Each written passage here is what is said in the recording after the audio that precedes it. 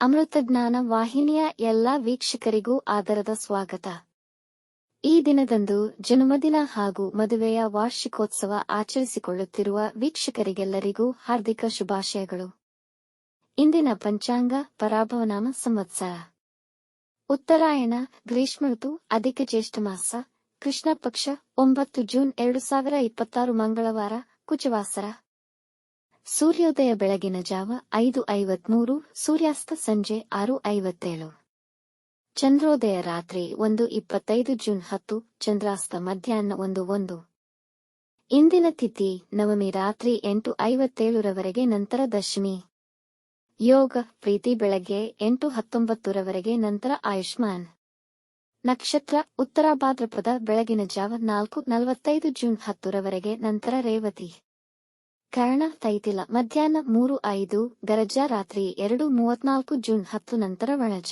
ಇಂದಿನ ಶುಭ ಮುಹೂರ್ತದಲ್ಲಿ ಬ್ರಾಹ್ಮಿ ಮುಹೂರ್ತ ರಾತ್ರಿ 4:24 ರಿಂದ 5:08, ಅಭಿಜಿತ್ ಮುಹೂರ್ತ ಬೆಳಗ್ಗೆ 11:53 ರಿಂದ 12:45, ಪ್ರಾತಃ ಸಂಧ್ಯಾ ಬೆಳಗಿನ ಜಾವ 4:46 ರಿಂದ 5:53 ರವರೆಗೆ, ಸಂಧ್ಯಾಕಾಲ ಸಂಜೆ 6:45 ರಿಂದ 7:52, ಅಮೃತ ಕಾಲ ಬೆಳಗಿನ ಜಾವ 4:37 ಜೂನ್ 10 ರಿಂದ 6:12 ಜೂನ್ 10, ಸರ್ವಾರ್ಥ ಸಿದ್ಧಿಯೋಗ ಬೆಳಗ್ಗೆ 9:39 ರಿಂದ ಬೆಳಗಿನ ಜಾವ 5:53 ಜೂನ್ 10 ರವರೆಗೆ.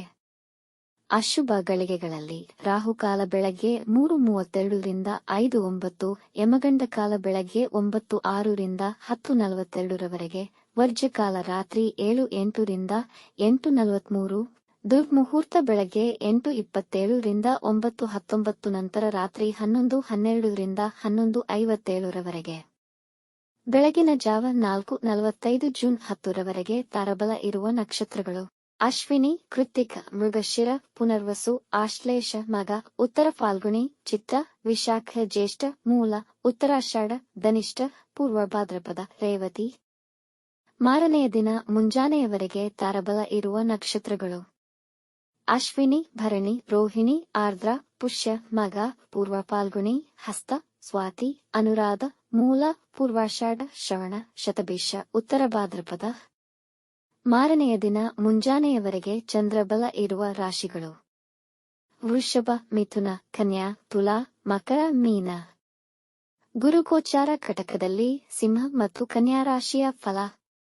ಗುರುಗಳು ಜ್ಞಾನ ವ್ಯಾಪ್ತಿ ಮತ್ತು ಆಧ್ಯಾತ್ಮಿಕ ಅಭಿವೃದ್ಧಿಗೆ ಸೂಚಕ ಮತ್ತು ಬದಲಾವಣೆಯ ಕಾರಕ. ಈ ಗುರುಗಳು ಜೂನ್ 2, 2026 ರಂದು ಕಟಕ ರಾಶಿಗೆ ಪ್ರವೇಶಿಸಿ ಮುಂದಿನ ವರ್ಷ ಜೂನ್ 26, 2027 ರವರೆಗೆ ಇಲ್ಲಿಯೇ ಇರುತ್ತಾರೆ. ಸಿಂಹ ರಾಶಿ ಸಿಂಹ ಲಗ್ನದವರಿಗೆ ಗುರುವಿನ ಚಲನೆ ವ್ಯಯ ಭಾವದಲ್ಲಿ ಈ ವರ್ಷ ಅಷ್ಟು ಸಮಾಧಾನಕರವಾಗಿಲ್ಲ. ಗುರುಗಳು ನಿಮ್ಮ 12ನೇ ಮನೆಗೆ ಬರುವರು. ಅಲ್ಲಿಂದ ಖರ್ಚಿನಲ್ಲಿ ಹೆಚ್ಚಳ. ಒಳ್ಳೆಯ ಕೆಲಸಗಳಿಗೆ ಖರ್ಚಾಗಬಹುದು. ಅದು ಮನೆ ಖರೀದಿ, ರೆನೋವೇಷನ್, ಮಂಗಳ ಕಾರ್ಯ ಅಥವಾ ವಾಹನ ಖರೀದಿಗಳಾಗಬಹುದು. ಆರೋಗ್ಯ ಸಮಸ್ಯೆಗಳು ಬರುವುದು. ವಿದ್ಯಾರ್ಥಿಗಳಿಗೆ ನಿರೀಕ್ಷಿತ ಫಲಿತಾಂಶಕ್ಕಿಂತ ಕಮ್ಮಿಯಾಗುವ ಸಾಧ್ಯತೆ ಇದೆ. ಉನ್ನತ ವಿದ್ಯಾಭ್ಯಾಸಕ್ಕಾಗಿ ಇಚ್ಛಿಸುತ್ತಿರುವವರಿಗೆ ಗುರುವಿನ ಬದಲಾವಣೆಯಿಂದ ಉತ್ತಮವಾಗಿದೆ. ವಿದೇಶದಲ್ಲಿ ವ್ಯಾಸಂಗ ಮಾಡಲು ಬಯಸುತ್ತಿರುವವರಿಗೆ ಸಮಯ ಉತ್ತಮವಾಗಿದೆ. ನೀವು ಸಂಶೋಧನಾ ವಿದ್ಯಾರ್ಥಿಯಾಗಿದ್ದರೆ ಈ ಗುರು ಸಂಚಾರ ಅಧ್ಯಯನದಲ್ಲಿ ಯಶಸ್ವಿಯಾಗಲು ಸಹಾಯ ಮಾಡುತ್ತಾರೆ. ತಂದೆಯಿಂದ ಸಹಕಾರ ದೊರೆಯುವುದು. ಮಹಿಳಾ ವಿದ್ಯಾರ್ಥಿಗಳಿಗೆ ಕೆಲಸ ದೊರೆಯುವುದು. ಯಾವುದೇ ಕೆಲಸಗಳನ್ನು ಮಾಡುವ ಮುಂಚೆ ಚೆನ್ನಾಗಿ ಆಲೋಚಿಸಿ ನಿರ್ಧಾರ ಮಾಡಿ, ಇಲ್ಲದಿದ್ದರೆ ಸಮಸ್ಯೆಗಳು ಕಂಡುಬರುವುದು. ಕೆಲಸದ ಬದಲಾವಣೆ ಮಾಡೋದಾಗ್ಲಿ ಅಥವಾ ಹೊಸ ಕೆಲಸಕ್ಕೆ ಇಂಟರ್ವ್ಯೂಗೆ ಪ್ಲಾನ್ ಮಾಡುವುದಾಗಲಿ ಮಾಡೋದಿಕ್ಕೆ ಇದು ಒಳ್ಳೆಯ ಸಮಯ ಅಲ್ಲ. ಕೆಲಸ ಕಳೆದುಕೊಳ್ಳೋ ಸಾಧ್ಯತೆ ಇದೆ. ನಿಮ್ಮ ಮೇಲಧಿಕಾರಿಗಳಿಂದ ಕಿರುಕುಳವಿರುವ ಸಂಭವವಿದೆ. ಸ್ವಲ್ಪ ನಿಯಂತ್ರಿಸಿ, ಹೇಗೋ ಸಹಿಸಿಕೊಂಡು ನಂತರ ಮುಂದಿನ ವರ್ಷದಲ್ಲಿ ಪ್ರಯತ್ನ ಮಾಡೋದು ಉತ್ತಮ. ಬಡ್ತಿ ಪ್ರಮೋಷನ್ಗಳು ಕೂಡ ನಿಮಗೆ ಈ ಸಮಯದಲ್ಲಿ ಕಷ್ಟ ಸಾಧ್ಯವಾಗಬಹುದು. ಯಾವುದೇ ಹೊಸ ವ್ಯಾಪಾರ ವ್ಯವಹಾರಕ್ಕೆ ಕೈ ಹಾಕುವುದು ಬೇಡ. ಈ ಸಮಯದಲ್ಲಿ ಹೆಚ್ಚಿನ ಲಾಸ್ ಆಗೋ ಸಾಧ್ಯತೆ ಇದೆ. ದಶಾಭುಕ್ತಿ ಸರಿ ಇಲ್ಲದಿದ್ದಲ್ಲಿ ಹೆಚ್ಚಿನ ನಷ್ಟಕ್ಕೆ ಒಳಗಾಗುವ ಸಾಧ್ಯತೆ ಇರೋದ್ರಿಂದ ನಿಮ್ಮ ಜಾತಕ ಪರಿಶೀಲನೆ ಮಾಡಿಸಿ ನಂತರ ಮುಂದುವರಿಯಿರಿ.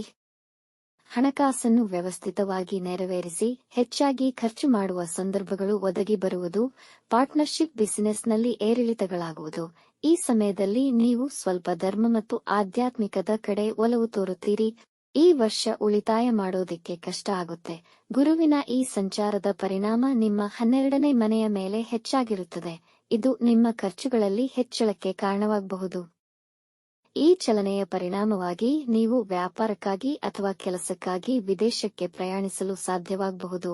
ವಿದೇಶದ ಜೊತೆಗೆ ಸಂಬಂಧಿಸಿದ ವ್ಯವಹಾರಗಳಿಗೆ ಈ ಚಲನೆ ಉತ್ತಮವಾಗಿದೆ.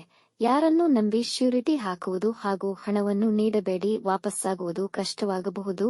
ನೀವು ಧಾರ್ಮಿಕ ಮತ್ತು ಚಾರಿಟೀಸ್ಗಳಿಗೆ ಹಣವನ್ನು ಖರ್ಚು ಮಾಡುತ್ತೀರಿ ಮತ್ತು ಧಾರ್ಮಿಕ ಚಟುವಟಿಕೆಗಳು ಮತ್ತು ಜ್ಯೋತಿಷ್ಯದಂತಹ ವಿಷಯಗಳಲ್ಲಿ ಹೆಚ್ಚು ಆಸಕ್ತಿ ಹೊಂದುತ್ತೀರಿ.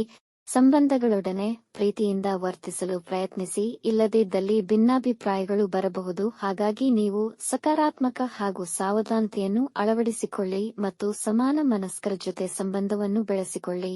ನಿಮ್ಮ ತಾಯಿಯ ಅಥವಾ ಬಾಳಸಂಗಾತಿಯ ಅನಾರೋಗ್ಯದಿಂದ ಖರ್ಚು ಹೆಚ್ಚುವುದು. ದಾಂಪತ್ಯ ಜೀವನದಲ್ಲಿ ಕೆಲವೊಂದು ಸಂದಿಗ್ಧ ಪರಿಸ್ಥಿತಿಯು ಎದುರಾಗಲಿದೆ.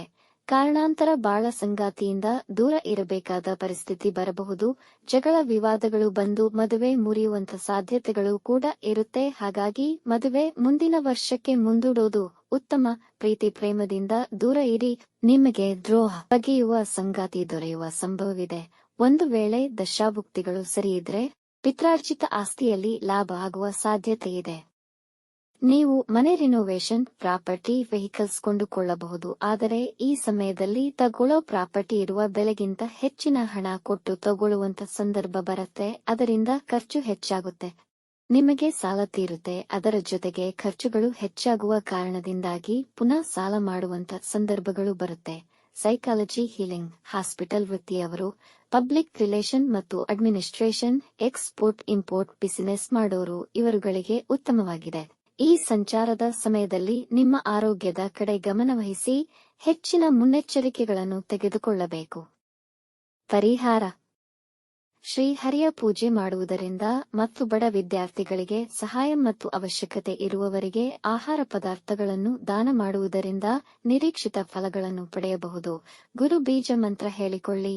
ಓಂ ಗ್ರಾಂ ಗ್ರೀನ್ ಗ್ರೌಂಡ್ ಸಹ ಗುರುವೇ ನಮಃ ಮಂತ್ರವನ್ನು 108 ಬಾರಿ ಹೇಳಿಕೊಳ್ಳಿ. ಕನ್ಯಾ ರಾಶಿ: ಕನ್ಯಾ ಲಗ್ನದವರಿಗೆ ಹಿಂದಿನ ವರ್ಷ ಎಲ್ಲಾ ವಿಷಯದಲ್ಲೂ ಹಿನ್ನಡೆಯನ್ನು ಕಂಡ ನಿಮಗೆ ಈ ತಿಂಗಳಿನಿಂದ 11ರ ಗುರುಗಳು ನಿಮ್ಮ ಜೀವನದಲ್ಲಿ ಬದಲಾವಣೆ ತರಲಿದ್ದಾರೆ. ಎಲ್ಲಿ ಸೋತಿರೋ ಅಲ್ಲೇ ಗೆಲ್ಲುವಂತೆ ಮಾಡುತ್ತಾರೆ. ಬಲ, ತೇಜಸ್ಸು, ಆರೋಗ್ಯವನ್ನು ನೀಡಲಿದ್ದಾರೆ. ಗುರುಗಳು ನಿಮ್ಮ 11ನೇ ಮನೆಗೆ ಪ್ರವೇಶ ತುಂಬಾ ಉತ್ತಮವಿರುವುದು. ಗುರುಗಳು ಈ ಮನೆಯ ಕಾರಕರಾದ್ರಿಂದ ನೀವು ಯಾವ ವಿಷಯಗಳಿಗೆ ಪ್ರಯತ್ನಿಸುತ್ತಿದ್ದರೂ ಅವೆಲ್ಲ ನೆರವೇರುವುದು. ಆದಾಯದಲ್ಲಿ ಹೆಚ್ಚಳ, ನಿಮ್ಮ ನೆರೆಹೊರೆಯವರ ಸಹಯೋಗ, ಒಡಹುಟ್ಟಿದವರ ಬೆಂಬಲ, ವಿವಾಹ ಯೋಗವೂ ಕೂಡಿ ಬರುವುದು. ವಿದ್ಯಾರ್ಥಿಗಳಿಗೆ ಹಾಗೂ ವಿದ್ಯಾಕ್ಷೇತ್ರದಲ್ಲಿರುವವರಿಗೂ ಒಳ್ಳೆಯ ಸಮಯ. ಶೈಕ್ಷಣಿಕವಾಗಿ ಉತ್ತಮ ಸಾಧನೆ ಮಾಡುವಿರಿ. ನೀವು ಯಾವುದಾದರೂ ಸ್ಪರ್ಧಾತ್ಮಕ ಪರೀಕ್ಷೆ ಬರೆಯುವರಿದ್ದರೆ ಸಮಯ ಉತ್ತಮವಿದೆ. ವೃತ್ತಿಯಲ್ಲಿ ಒಳ್ಳೆಯ ಅವಕಾಶಗಳು ಮತ್ತು ಅಭಿವೃದ್ಧಿಯನ್ನು ಕಾಣುವಿರಿ. ನಿಮಗೆ ನಿಮ್ಮ ಉದ್ಯೋಗದಲ್ಲಿ ದೊರೆತ ಸ್ಥಾನಮಾನಗಳು ನಿಮಗೆ ತೃಪ್ತಿಯನ್ನು ನೀಡುವುದು.